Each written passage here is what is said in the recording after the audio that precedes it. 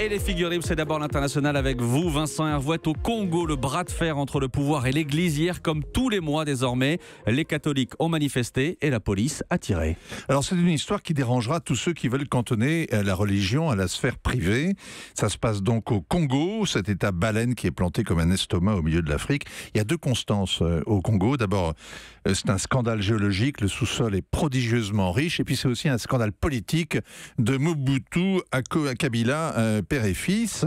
Le Congo, c'est le Far West, mais avec un peuple dans la misère, et puis le shérif qui aurait mis la main sur la mine d'or. Il y a quand même une constitution, elle interdit au président de faire plus de 2 mandats. Quand son deuxième mandat s'est terminé, en décembre 2016, Joseph Kabila a gagné du temps. L'Église a servi de médiateur avec l'opposition, la conférence des évêques a négocié un compromis, des élections dans 1 an, le président qui reste en place pendant la période de transition, et ce qui devait arriver est arrivé. La transition s'éternise. Au bout d'1 an, les élections ont été reportées d'1 an de plus. Et c'est à ce moment que l'Église est passée du rôle de médiateur à celui d'acteur. Oui, pas tout à fait, parce qu'à la veille du réveillon, pour l'anniversaire de cet accord de dupes, le comité laïque de coordination de l'archevêché de Kinshasa a appelé à des marches pour l'alternance. Le régime a envoyé ses gros bras, ils ont encerclé les paroisses, interrompu les messes, pillé les troncs, et face aux manifestants qui brandissaient leur chapelet, bien, ils ont tiré.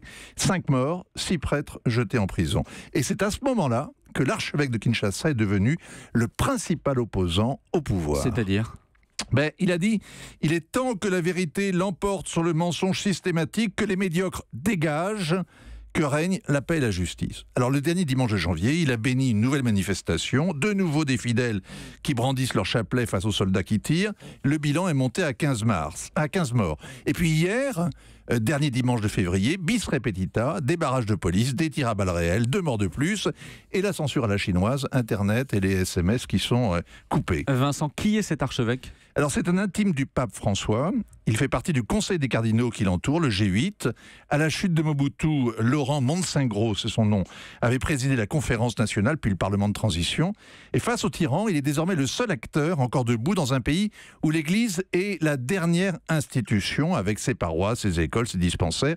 L'Église et l'État au Congo, c'est le pays réel face au pays légal. Quel est l'enjeu pour l'Église ? L'Afrique est le continent où il y a le plus de persécutions contre les chrétiens, mais c'est la jeunesse, l'avenir de l'Église catholique. Il n'y a qu'à aller dans les paroisses parisiennes. On y trouve plus d'Africains que de Bretons. À Carole Ferry ?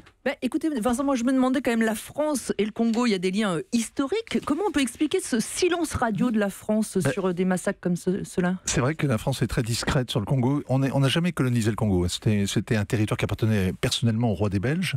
Mais c'est vrai qu'il y a 78 millions, 80 millions d'habitants. C'est le plus grand pays francophone au monde. Et la France est très absente. C'est trop gros, semble-t-il, pour nous, en fait. Europe 1.